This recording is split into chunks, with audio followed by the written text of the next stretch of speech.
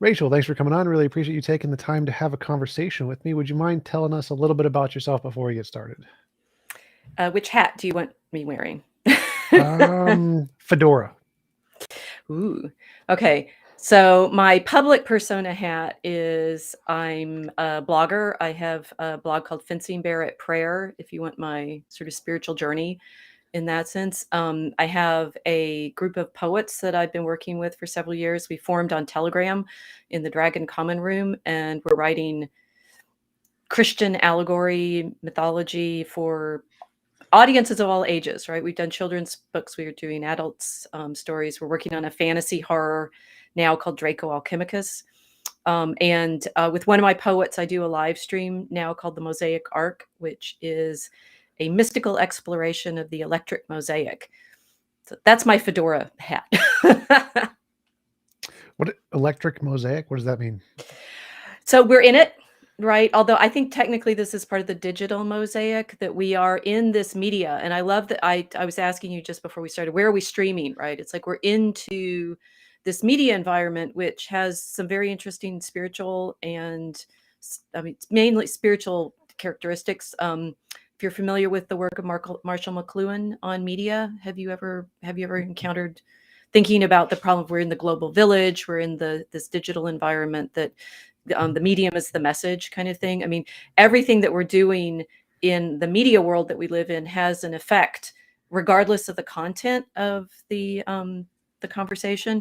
And McLuhan was a great scholar and theorist of this media effect. So in our Mosaic Arc, we're trying to, as a live stream, carry into this media some of the mystery, the mystical questions that we've experienced in other media, the alphabet, manuscript, printing, the electric media of things like radio and television, and now into this digital streaming media. So we call it the Mosaic Arc because we're putting together pieces, all of these stories and patterns and things that we're finding out there in the internet. And the arc it's an image from the scriptures, saying both the ark that carries the Noah's family on the flood, but also the ark that carries the presence of the Lord in the temple, and the ark that is, in Christian terms, Our Lady, who bears Christ into the world in physical form, right? So if that explains it, I'm happy. If it doesn't, I'm not surprised, because it's been tricky figuring out. It's like, how do you explain this experience that we're in with the streaming media? That's my fedora hat. Gotcha. Also, I like your sword. That's from Lord of the Rings, the Frodo's sword, right? That is indeed that Sting. I mean, another of my fedora hats is I do videos on unauthorized TV, and I have a series there on the Forge of Tolkien, right? So on the sort of project that Tolkien was engaged in his storytelling. Awesome.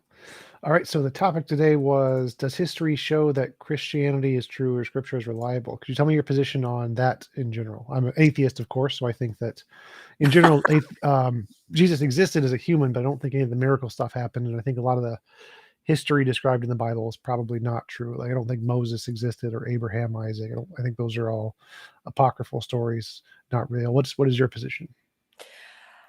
Well, my position is that we need to think about what we define as historically true and factual. And if some of your audience feels like then I just ran away, I appreciate that. But this is one of the problems that I have. You want me to put my scholarly hat on? Clearly, my my PhD hat. But the thing is, that's also my Christian hat, in the sense of one of the major claims, which you are right to set as the question. It's like, is the incarnation historically real? And we'll say, well, that is how we actually frame our questions, how we think about our questions. We claim within Christianity, therefore within the Western tradition that's been created by this conversation, that we exist in a meaningful arc of time. Now, if you want to say no, time is meaningless, and there is no sort of structure to our understanding, then that's a different kind of conversation. If you want to have an argument about, or discussion about, the significance of of before and after and cause and effect, then we can do that one. But I need to. That's why I actually need to know which hat you want me to wear, because and this is also it's a proper when Augustine is advising his friend Deo Gratias back in AD 400, how do you talk to people when they come to you for catechism, when you come to for instruction? The first thing you have to know is where they're coming from, so that you know what frame of reference you're talking in. So I need to know more about what your frame of reference is before I can answer the questions that you're posing to me.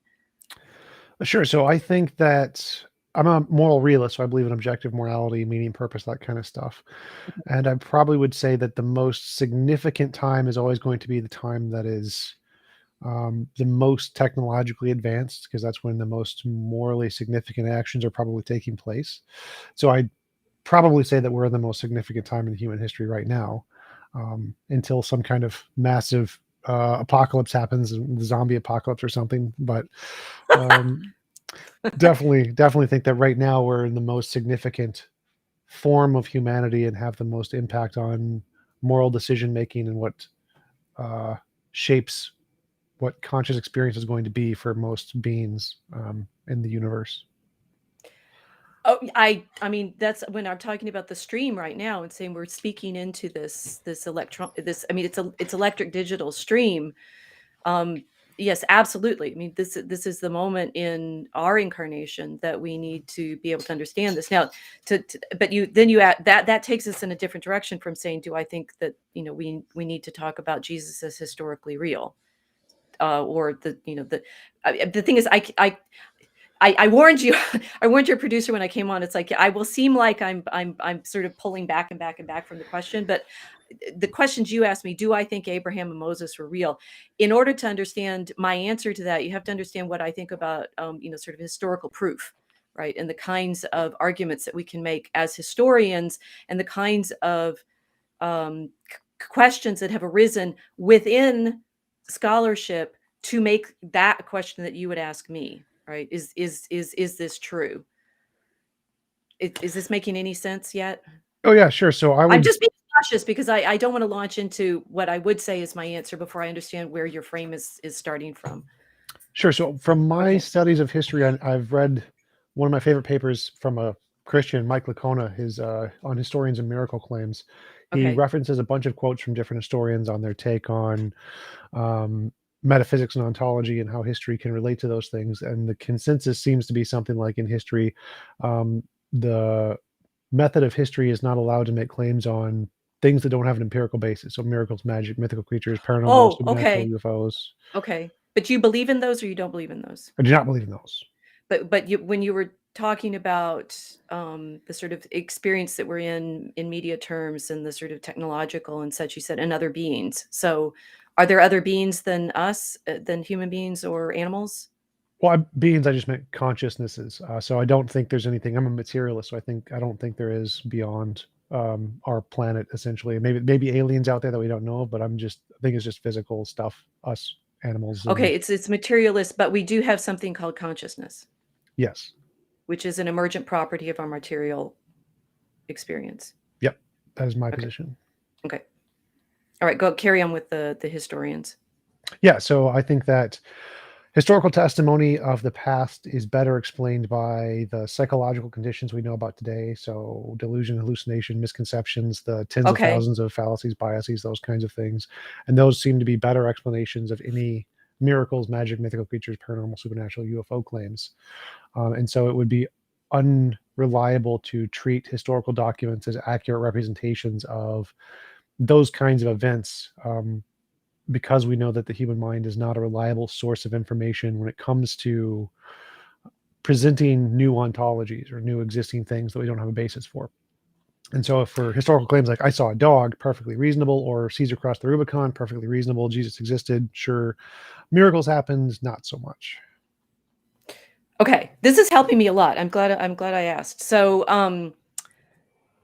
this is so many philosophical claims to unpack. I okay. So let's play a game. I would think that we have better historical evidence for Jesus's resurrection than for Caesar's crossing the Rubicon. How so? So I did a post back in the Trump days called Fake News. And I said, my blog is Fencing Barrett Prayer. You can find some of these there.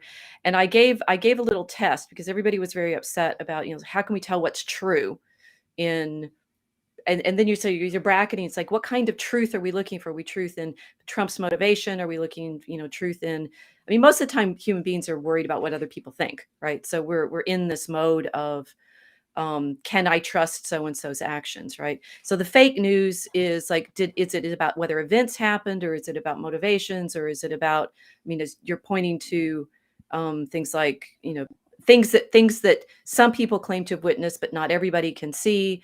That sort of, where are we going to go with what is fake? And the example I gave was, I pulled out 5 different stories, and I said, if you were reading these in a historical document, which of them would you believe was reliable, right, from the historians reporting? And one of them was, now there's several in the same sources that I was looking at, but just like, these dogs, these miraculous little dogs found in a rock, or these children that show up out of a ditch and are green.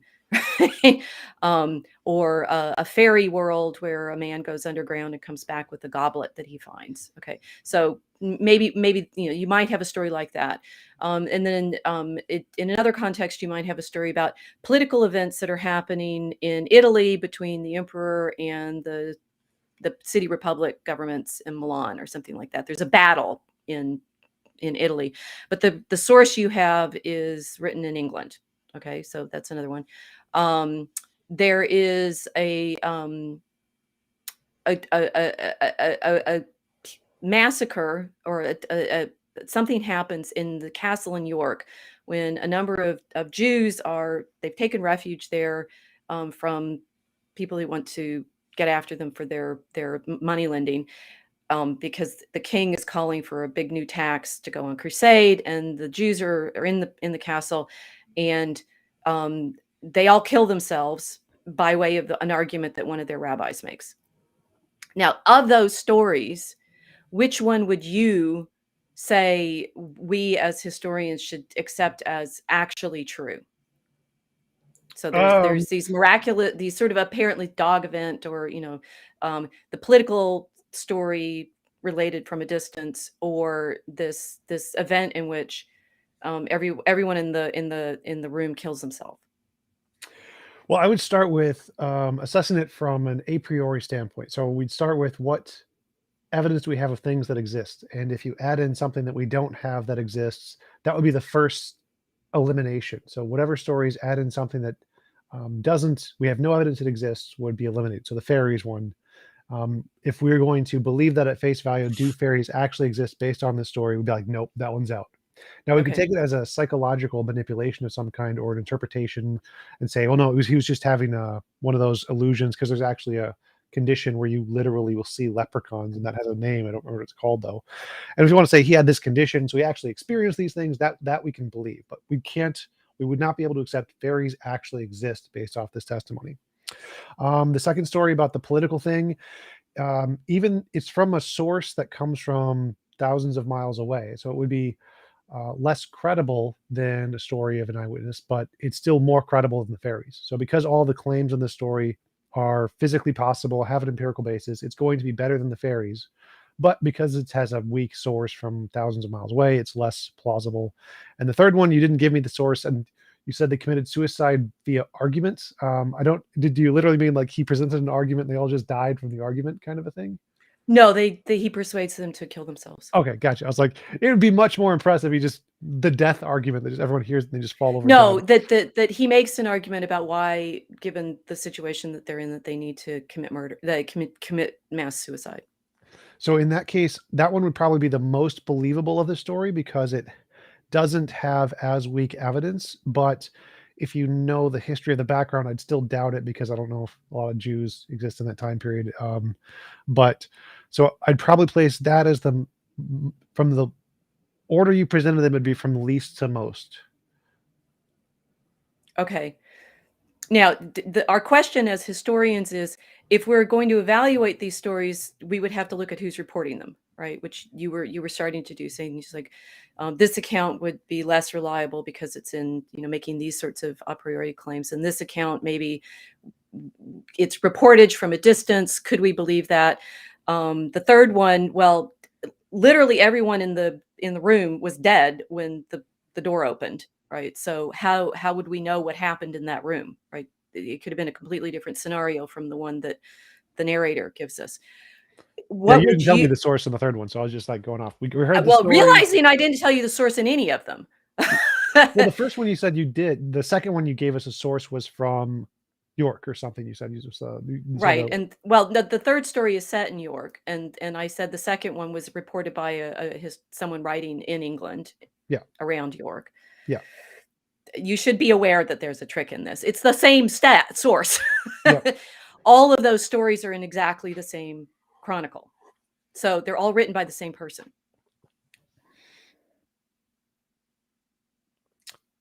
For me, that wouldn't make a difference here. I would say that the first But stage is this is the problem the historians are faced with, right? And in my blog post, I say, look, we would, when we're out there on the internet, we're saying, well, this story is more likely. I mean, it was the fake news problems, like which are the reliable sources. mhm. And my point in this exercise was say, interestingly, all of those stories I collected, there were 5, and I always can't remember what the other 2 examples I gave were, but we are more likely to believe these political reports because probably these political events happen. We do have other sources that talk about them, so maybe they're corroborated. But interestingly, the ones that are about, the dogs in the rock or the what happened in York in the castle are local stories. Like the stories that our narrator is William Newborough. He's a historian, a chronicler who writes in the late 12th century in Northumbria. And he says, I got these local stories by, reliable report from people who saw them. We read these stories about what's going on with the imperial forces in northern Italy, and we say, well, that sounds like political history, so it's more reliable. The problem with what happens with the Jews at York is indeed they all died.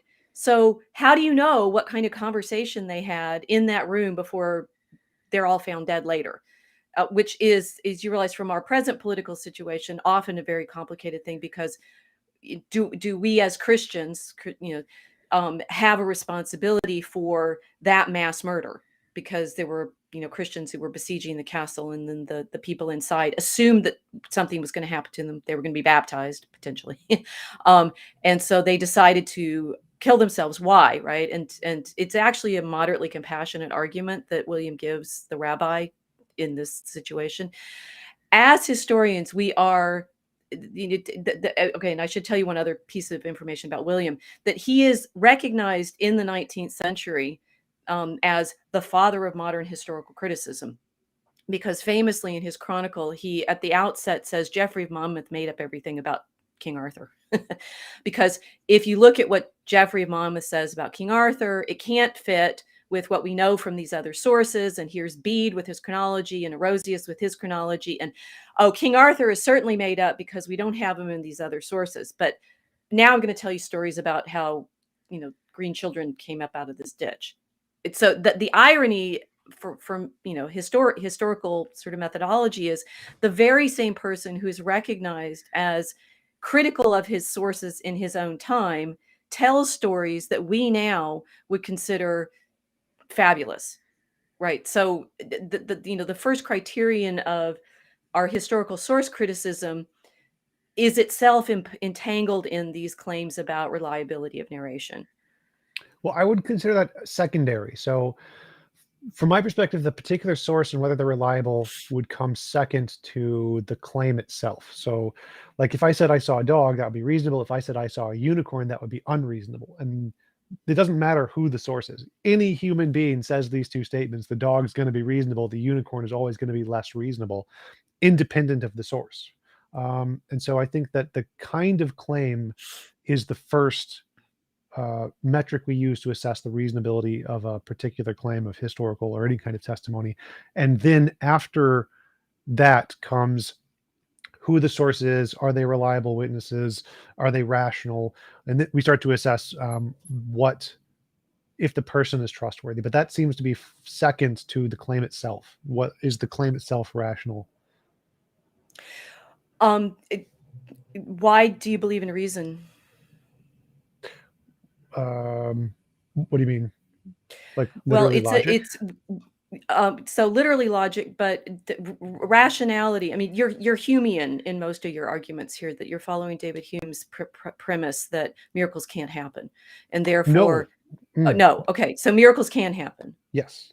Okay, so that's it. Okay, so that no, we continue finding the ground of what you're saying are a priori assumptions, but I mean, the assumption of rationality is an interesting one to start with because it's our squishy things that are in our heads creating that illusion of our ability to think in logical structures. Yeah. So two things there. Rationality. I believe rationality, logic, and math are languages we use to describe our experience. So I don't think they're transcendental in any sense. But in regards to Hume, I absolutely think miracles are possible. Like there's no logical Okay, contradiction. I'm a straight philosopher. If it's got no logical contradiction, it's possible. okay. But I'd say that if there's no evidence for them happening, and we do have evidence for some other thing happening, um, that could explain the data, the other thing is always going to be the default explanation of whatever phenomenon we're talking about. And so, because there's no evidence of unicorns, if someone said they saw a unicorn, it's always going to be more likely that they had a delusion because we have lots of evidence of delusions, no evidence of unicorns. And so, if there's some phenomenon of a person saw a unicorn, the better explanation is going to be delusion in every case because of the evidence we have, not because it's impossible. I think it's perfectly possible to see a unicorn. I just don't think, based on the evidence we have, them actually seeing a unicorn is the best explanation of the data set. So we don't. Oh, so is it we don't trust? Okay, so there's a number of layers there, right? One is they could have seen something that has one horn and simply you don't understand their description, which is typically what when we say that my dragon common room has the Christians are often worried about that because like dragons they're bad. St. Michael fights one and I'm like dragons praise God in the Psalms. So what is a dragon? It's a big snake. Wait, it's a monster. Wait, it's a so the claim about the reality of unicorns or dragons. One, they're in the scriptures, but two, Draco means snake. So yeah, they're giant snakes. I mean, there's pictures of some of the ones that come out of the Indian jungle. So did we see a dragon or did we say Draco? And then we're layering on different interpretations of that word. So unicorn is rhinoceros. It's a monoceros. It's they exist, right? So you could say maybe you don't understand the description, like with William and his little dogs in the rock. I mean, it's clear some dogs crawled in a rock and some in the quarry they broke them open and look, there's some dogs in a rock, and you can say they really found some dogs in a rock, and that's kind of startling. How did the dogs get there? The children that turned green probably were eating too much, green vegetables, and they were suffering from malnutrition. The man that goes under the mound and finds a goblet, he could have found a grave. There are plenty. I mean, there's like the Sutton Hoo grave that had the great jewelry and so forth. There are ways you can say, we misunderstood the description. So that's one option. Oh, so I totally agree there. I would say that Okay. there's a difference between, um, if someone posits a new ontology, like fairies actually exist, versus Right. saying that their explanation of fairies is actually some known natural phenomenon that already has evidence that they just misconstrued. Those two things are different levels of claim. So if you're going to take it at face value that fairies actually exist, that level of claim would be unreasonable to accept. Now, if you're going to say they had these experiences but misinterpreted them as fairies and really it was just these unknown phenomenon, I think that's reasonable. It's perfectly reasonable to do. Okay. Okay. But the first stage I would say is taking it at the face value. Is this new ontology actually an existing thing? Nope. That part I don't think can be justified by historical testimony. That part I think is outside of the bounds of what history can do. You can do the Well, second part. all You the can thing do is, the all historical testimony can do is relate. I mean, it's in language, it's written, it's you can say the problem of reliable versus unreliable narrator constantly, right? It's literature. History is a form of storytelling and literature. And so your primary frame has to be, do we believe each other as reliable narrators? One, do we trust in this medium as a conveyor of truth? either, speech, language, written things, the written thing is written at the time that we claim that it's pointing to. When you get to the Old Testament stories, which I do hope we can get to, you realize playing with those as historical documents, you have to go through layers and layers of argument, as we're doing with William Newborough. And William Newborough is one source written in a period that we know, the late 12th century, with other conversations that we can have with it. The problem with the Old Testament is it's kind of its own witness for the most part, although there is archaeology and for example, some carvings and things like that. We have a prism at the University of Chicago in the Oriental Institute that names a king that's in the story, right? So you can say, fine, we have external reference for that own source, but to the degree that you have a text that refers only to itself, you're in a problem already, right? If Abraham exists, if we have external references to someone who is named Abraham, I'm not sure we do with Abraham. We definitely do with David, right? King David. At what point do we say Moses existed or not? Oh, possibly when we find, an external archaeological reference that mentions him. Right, but I think that'd be the Right. secondary concern. I still think the first thing is this new ontology thing I'm talking about, saying fairies exist. If the claim in Okay. the story is that there is this extra magic, miracles, magic, mythical creatures, paranormal, supernatural, UFOs, the belief that that is an accurate statement that corresponds to reality, I don't think it can be justified by history. So I think all of those things are just, no matter what historical documents you find, those can't be justified. In order to justify those, you need some kind of modern empirical data that such a thing is possible before it's rational to believe that, regardless of the trustworthiness of the source. So the trustworthiness of the source is just a secondary concern that we would go into. Like, if it says Caesar crossed the Rubicon, then we know, well, okay, what sources do we have? Is there any archaeological data? We'd ask those kinds of questions. Right, but But we if he can't said, have archaeological data. We don't have any archaeological data on Caesar crossing the oh, Rubicon. right. But that's what I'm saying, is that that's And a second apparently, question. there's only, for Caesar's own account of what he did in the Gallic Wars, there's like only late manuscripts. There's manuscripts from, I don't know, the 10th century, let's say. Most of the classical manuscripts only come from the 9th, 10th, 11th century AD. So somebody in 9th century, 10th century Francia could have written it all and pretended to be writing Caesar's account. Oh, absolutely. I totally agree with you. But I'd say Okay. that that claim is still more rational to believe than Caesar crossed the Rubicon on a magical flying unicorn. Then I'd say that one's like, we don't even need to look at the archaeological data. We can just say, nope, didn't happen. And so, but for the second claim, we should start looking for the archaeological data. We should start cross-referencing other sources.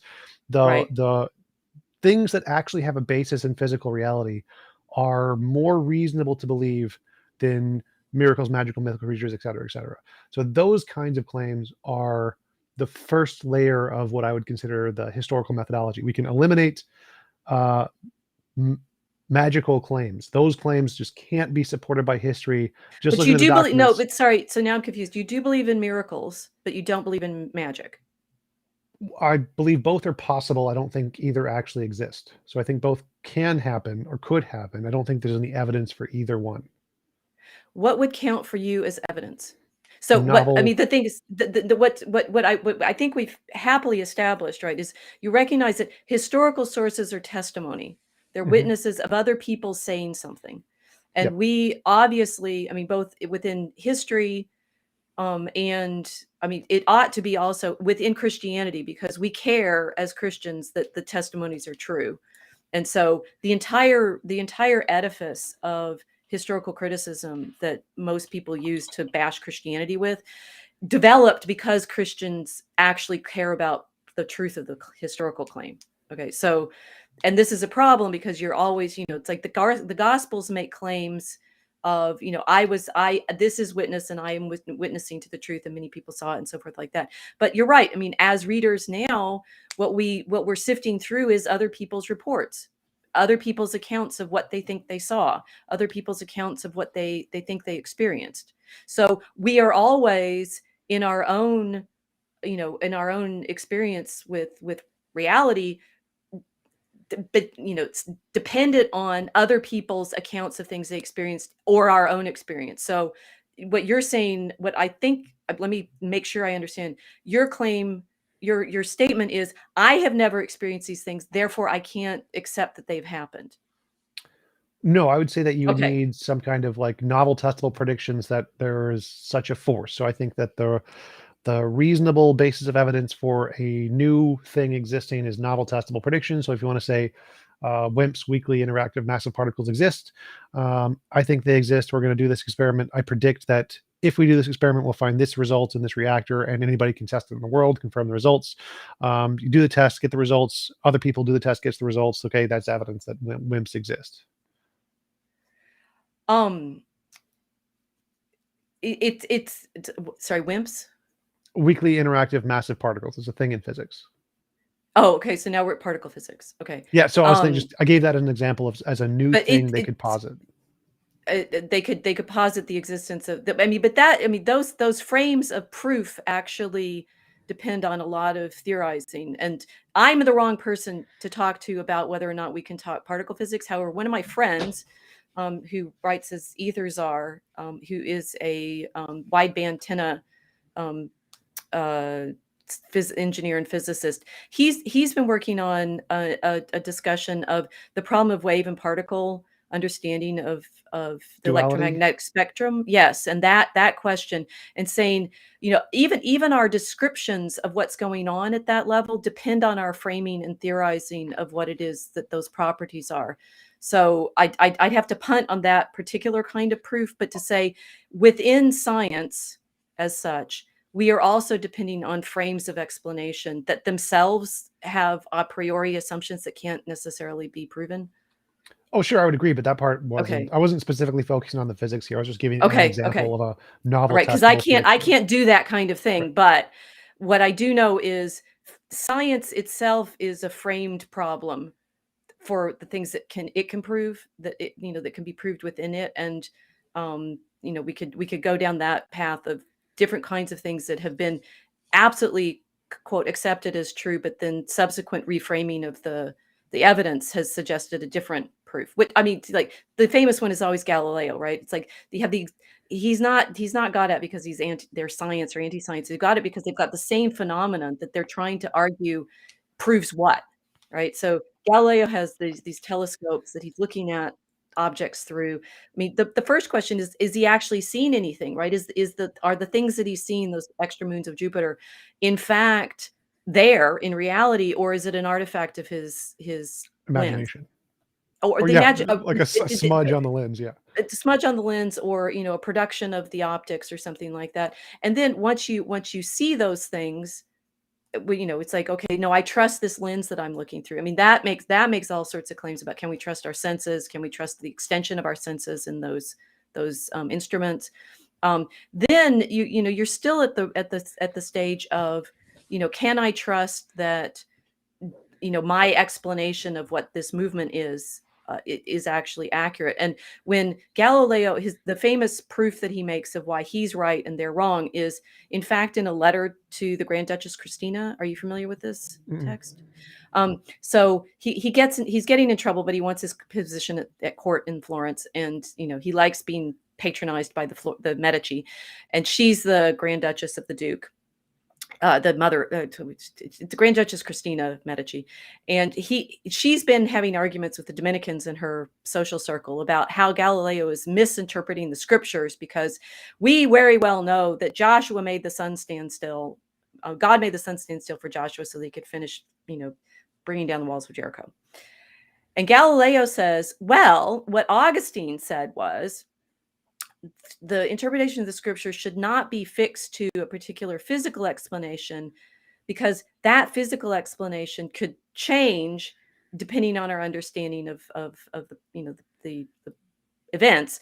And it's actually easier to explain that Joshua made the sun stand still by saying that God stopped it revolving in the center, as opposed to it stopped it moving across the arc of the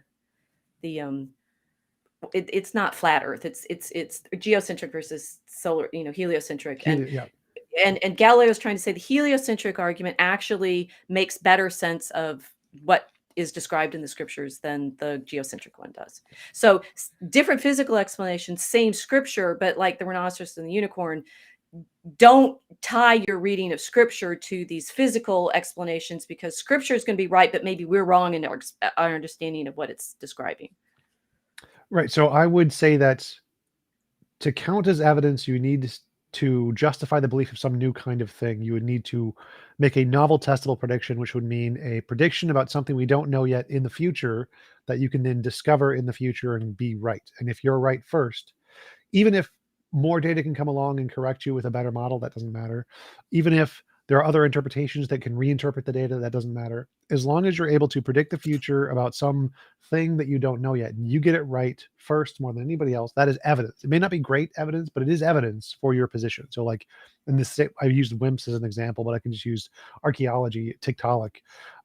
People predicted that if evolution is true, we're going to find a transitional fossil between a fish and a lizard at this exact strata in this exact location. They looked and they found it. Like, there you go. That's evidence. Even if it's not other ways to interpret it, other ways that may reinvent the wheel or rediscover a new model later, this is still at least evidence. And so I need something parallel to that in the context of unicorns or miracles or magic in order to make those believable. And once they're believable in reality, today we can then infer that they actually occurred in historical accounts.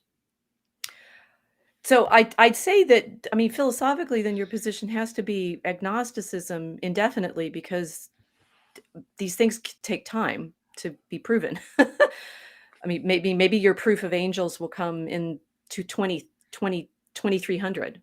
And I mean, it hasn't happened yet. And so we just don't have proof yet. Right. So if there was no other evidence, then you would have to take the position of agnosticism. But we do have an abundance of another kind of evidence, which is illusion, delusion, misconception, fallacies, biases that show that these kinds of things do happen today, where people see angels, people see leprechauns, people see demons and talk to people who are dead and deceased. But we know that these are psychological conditions. We have this. So because we've discovered bereavement delusion, for example. Bereavement delusion is something that 30 to 60% of people experience, where they see, hear, touch, interact with dead loved ones. We know that this is a psychological condition. They're not actually speaking to dead loved ones. We've tested this in the lab. This is very well established. And so if we see an account in history of someone seeing a dead loved one, if we're comparing the possible explanations, the loved one actually came back from the dead or bereavement delusion, before we have evidence of one way or the other, we would be agnostic. But because we now have evidence of bereavement delusions as being a real thing, that explanation is going to be better, because it has an abundance of evidence that we know exists in reality, whereas the other one does not. So like if we saw a hoof print in the snow and you want to say a horse did it, that's always going to be better than a unicorn, because we have lots of evidence of horses. So the same thing would apply to history. If we have evidence of a particular illusion, delusion, misconception that can explain the data, that's going to be a better explanation than to say that the miracles or angels actually exist, because we don't have any evidence of those yet. We're talking pretty magically right now. What do you mean? Well, so the interesting thing about angels is they're considered messengers, right? And so let's go to the Old Testament. You mentioned Abraham and Moses. It's like the most amazing things that are described are the temple visions that Isaiah and Ezekiel give us, right? So the Isaiah says, "I saw in the temple the seraphim singing holy, holy, holy around the throne." And Ezekiel says he saw the cherubim carrying the chariot with the flashing eye wing, wheels with eyes and things like that, right? So these visions of realities outside of the earthly, that they say they're in heaven, right? That these are visions of things happening in heaven, and that is actually the claim within Christianity, which is a continuation of these temple mysteries, that Jesus is the one who came from heaven, entered into our reality, and then carried our sacrifice back through the veil into the temple and the Holy of Holies, and that this is so it's an interplanar experience, right? And you say the evidence for that kind of interaction, angels speaking from a distance, without any physical support for it, is nothing, except for we're doing it right now through the electromagnetic spectrum, right? So again, I'd still say there we may be misunderstanding the descriptions of things that we are now practicing in reality. I mean, electricity and the electromagnetic spectrum and the the digital silica that what we're happening through is this kind of magical transformation of gemstones and precious metals and stuff that are transformed into computer motherboards that then carry our thoughts somehow through these electromagnetic impulses that then our brains are able to take in and somehow reinterpret as thoughts. I mean, this is all pretty magical, as far as I'm concerned. Oh yeah, so I would consider it more rational to believe that the visions of these guys had of the angels were an electrical communication through a TV from super advanced aliens than to believe it was from a supernatural being of some kind, because we have more evidence of technological TVs than we do of aliens. And so to say that the TV explanation would be a better explanation of this phenomenon than the angels, I would agree. But I think we still have one that's far better than that, which is delusion. You have tons and tons of people who see and speak to angels every day all across the world, which is very well explained by delusion. And so that explanation, because it has even more evidence than TVs doing this, and it is something that we know is a phenomenon that happens through all human brains, and there were equally as developed human brains back then as there are today, would be a better explanation than TVs, because we don't know of any TVs that could exist back then. So I would agree that that's better than supernatural angels, but there's an even better explanation that has an even more abundance of evidence that we know is caused by a thing that we know existed at that time frame. That one seems to be an even better explanation than the TVs. Your chat's disagreeing with me. Don't read the chat. Hi, chat. As someone who is familiar with how the internet works, never read the yes, chat. Yes, never read the chat. It's filled with demons. No, so the thing is, you and I are not that far apart in the problem. I'm enjoying this and appreciating your thinking through it. Realizing I said I was a storyteller, right? You asked me to put my fedora hat on, and I say I'm trying to do storytelling, and recognizing that our knowledge, it's so much human knowledge, is actually framed by narrative. Right? We go back to my little post about fake news and stuff like that, and everybody back in 2016 was quite alarmed at the thought that we wouldn't know who to trust. And for me, it was interesting that it was happening on the internet. It was happening in this digital social media. It was happening in this multiplicity of voices and opinions and perspectives and claims. And everyone was worrying about what was true, what was real, what could we trust? How can we, if we can't trust the New York Times, nothing's true anymore. I, as a historian, which you asked me on is, hopefully as a historian and not as a scientist, although I think science is also a narrative, that one of the things I've had to practice professionally and to help people understand how to deal with is the degree to which our own narratives keep changing in our historical narratives, in our sort of explanations, and the rhetorical and epistemological problem of when we reframe them rhetorically, people are more or less persuaded depending on the previous narratives that they had. So one of your chat members is saying, I'm a scientist and what she's saying about electricity is bullshit. Okay. I've described to you one way of thinking about the transmission of electricity. Now, if you want to argue wave and particle theory with my friend Hans, go for it, because that's a different kind of framing problem. But the questions that we're talking about here, all of this is happening in language. What kind of proof are you going to get from me except for a story, right? It's going to happen in a this verbal narrative form, which has its own structures of conviction or not. Sure. So, but would you agree that with my description of the levels of evidence that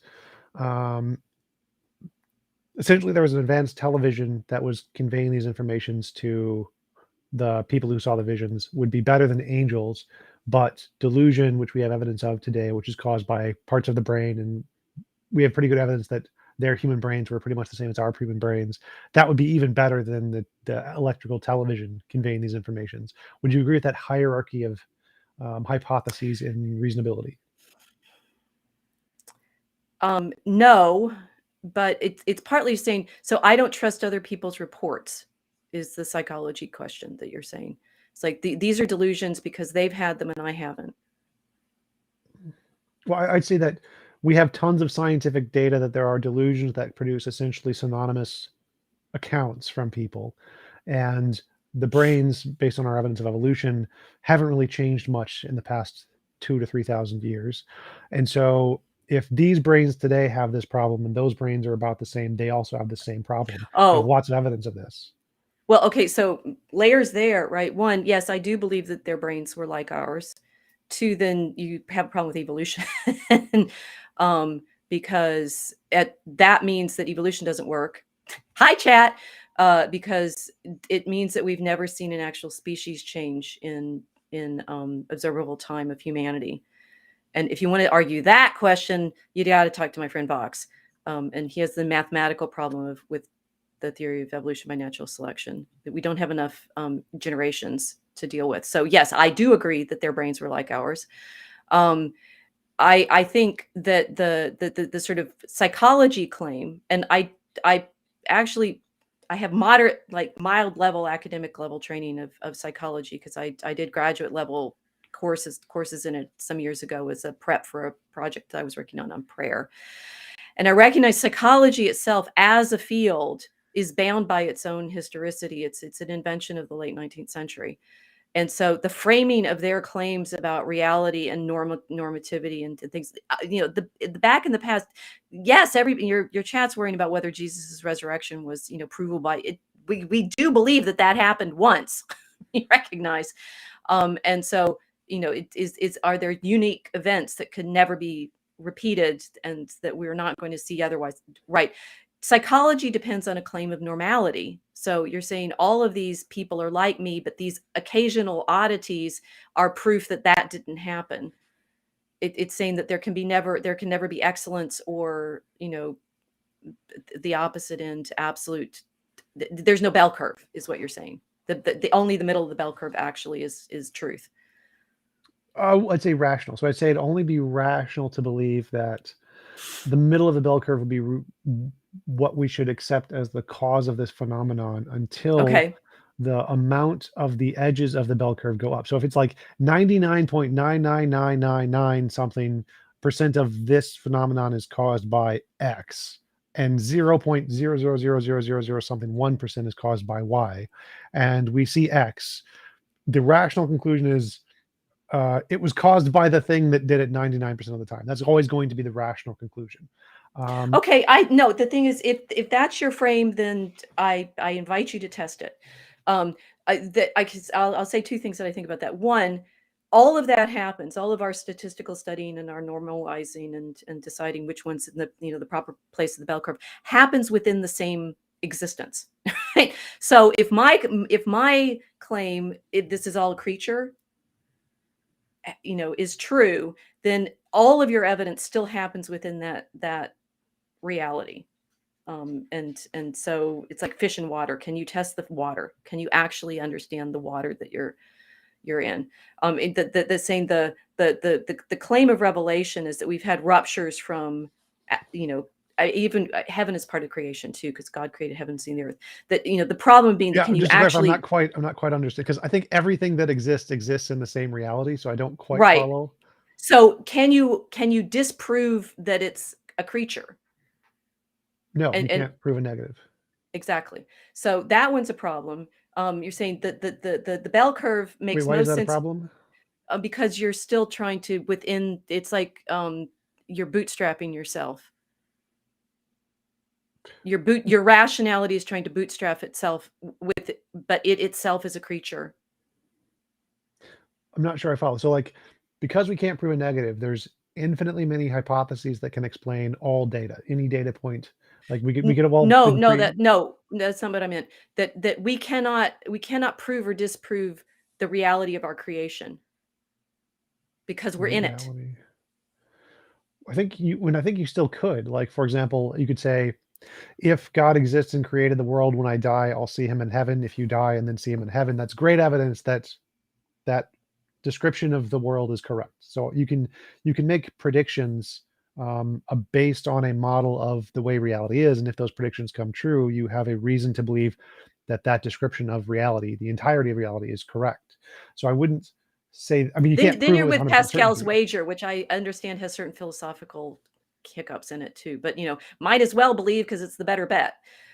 Well, my view of Pascal's wager is that the probability of going to heaven under atheism with no God is exactly the same as the probability of going to heaven with a God. So I would say that Pascal's wager mathematically doesn't show any difference one way or the other, but it's a Okay, slightly that's different fair. topic. And I'll say, living with the experience of I praise God for my existence and give thanks for it makes me happy, right? So you could say that there's a psychology there that to say that it gives us more joy to be in wonder at our existence. Okay, but let's leave the So I agree with that one. If something makes you happy, then okay. that's a reason to do it, even if it's regardless of truth. I think happiness is more important than truth, so go for happiness. But I'm still Okay, not so we're with understanding. Aristotle and contemplation, right? We went to the contemplative life is the highest, and we aim for our contemplation or happiness. Okay, so we're within a frame that says, um, we the fish can prove or disprove the existence of water. Yeah. I don't think the fish can do that. And then the second claim you're making is the normal on the bell curve is more rational than the ends. Yes, by statistics. So genius doesn't exist. It does, but if it does, then there's usually a difference in data. So we have more data. Like if I say that Ramanujan, the mathematician, was able to solve all of these incredibly big math problems or whatever. Mm. Now I could interpret that as just a lie. Like it's all made up. Now it would be more plausible that it was made up than an actual genius existed. But then if we look at the mathematical proofs and say, okay, well, it's right and we can check it. Well, now we have an extra data point. There's a story of a guy solving this problem, and here's the solution. Can we Now, understand the solution? How many of us can understand that solution? well, pretty easy. Well, I mean, I don't know. The people who've studied math at a calculus or plus level, Have something. you? Yes. What level of math are you? What level of mathematician am I talking to here? I've studied moderate levels of quantum mechanics. Okay. Algebraic geometry, Yes, topology, that stuff is like high school. vector Pre calculus. Vector calculus I know is baby math. Okay, so you're at PhD level or higher? in some fields, not in all. I've ignored statistics completely. I don't know. I know Okay, good. nothing. Statistics is gambling. Yeah, right. It's all lies. They're all liars. Statistics, I get. Yeah, we're there. We're. So, what's your favorite mathematics? You say quantum mechanics, but help me out here because now the highest I got was vector calc. So you got to tell me stories about that world of contemplation that you live in. Stories about well, You I have to tell me like stories because I'm a narrative person. I only know stories. so I like And you guys talking. write in number, and number is a different thing from words. 1 + 1 is great, best math ever. But I talk about infinities and quantum mechanics because I find it interesting in the way that it relates to the God debate. So I talk about Okay. derivative equations and infinities and adding infinities and subtracting infinities and how you can have past infinities, those kinds of things. Okay.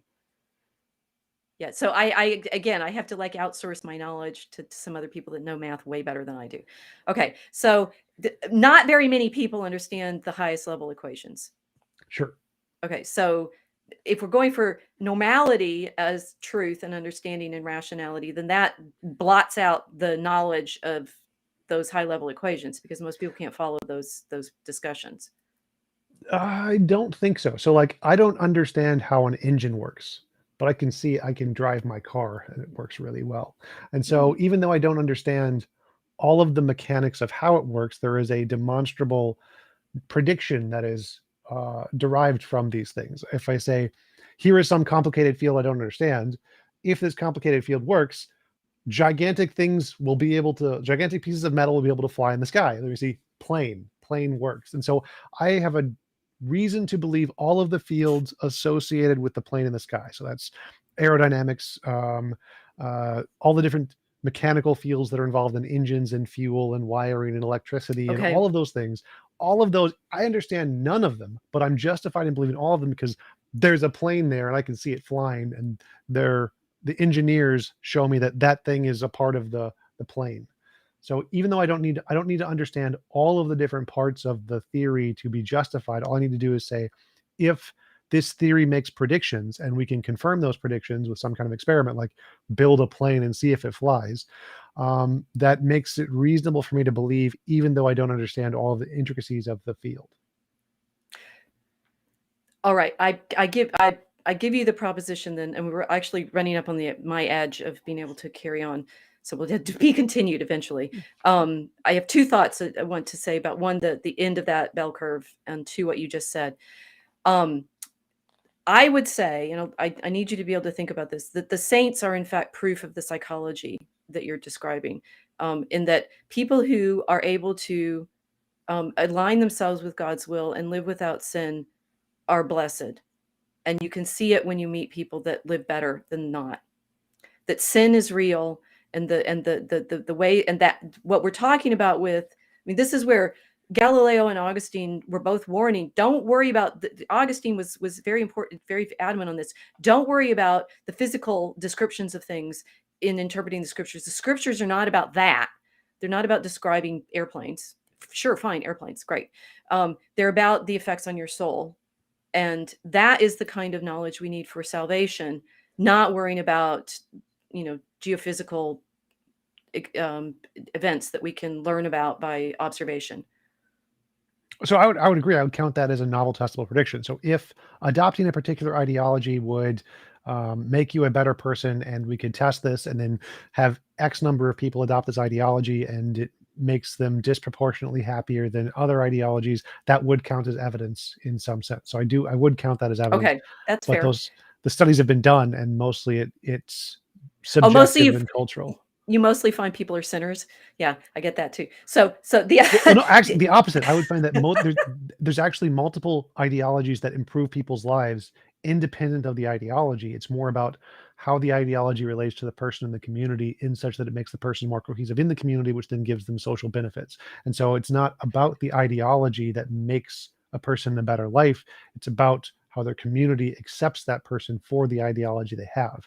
And so it's aha, going the but other way. there you're now not actually talking about Christianity, because Christians recognize that people are going to hate us because we say things that make them uncomfortable. Like, don't do that. Okay, so that, but let me go back to the bell curve one, because I'm running out of time and I want to make this point.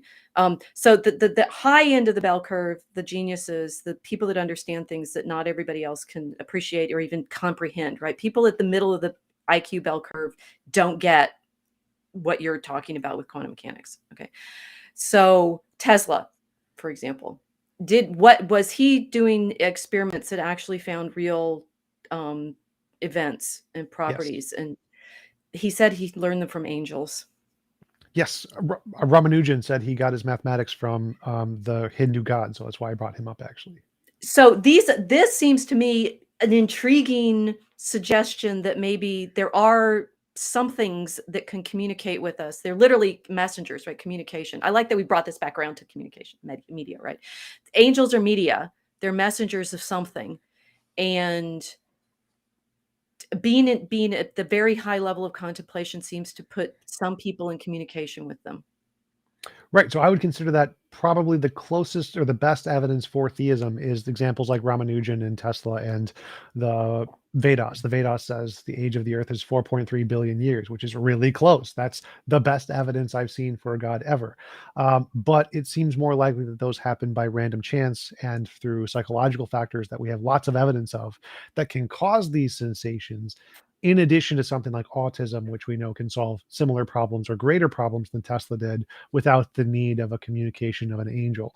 And so, because the same kinds of mathematical genius can be achieved without any communication with angels, and there's this psychological phenomenon that gives us the sensation that we're talking to angels, the fact that those two things can be combined and they have significantly more evidence than angels do gives us a, like, kind of like my delusion example is better than angels for the same reason in the historical evidence hierarchy. We're just going to have to say, yes, we disagree. Feckin' all, hi there, I'm nuts. Yes, because when you're speaking with the knowledge of spiritual realities, the world thinks you're crazy. And so, and again, I mean, it's interesting. It's like over and over and over again, we end up with these situations where someone like Ramanujan or someone like Tesla, they will sound nuts to the rest of us. What do they have in contact with? You can say, all right, it's into the bell curve, within our own explanatory framework, or it seems to me that you are interested yourself in pushing the edges of that explanatory framework, which is why you keep having these conversations. So we carry on. I mean, we're sort of in contemplation and study. That seems to me a happy place to be. Absolutely. We are getting to your point. You said you need to go right about now. Do you want to give Yeah. any links or references where people can find more about your work? So if you went with my fedora hat on with my poetry work, look for dragoncommonroom.com. For my professional scholarly person, my homepage, but you can go to dragoncommonroom.com and everything is linked there. And the live stream that I do, the Mosaic Arc, we were talking about magic this week. So maybe some of your audience will be curious. Awesome. Thanks again for coming on. Really appreciate it. It was a great conversation, and I hope you have a wonderful rest of your day. Thank you, Tom.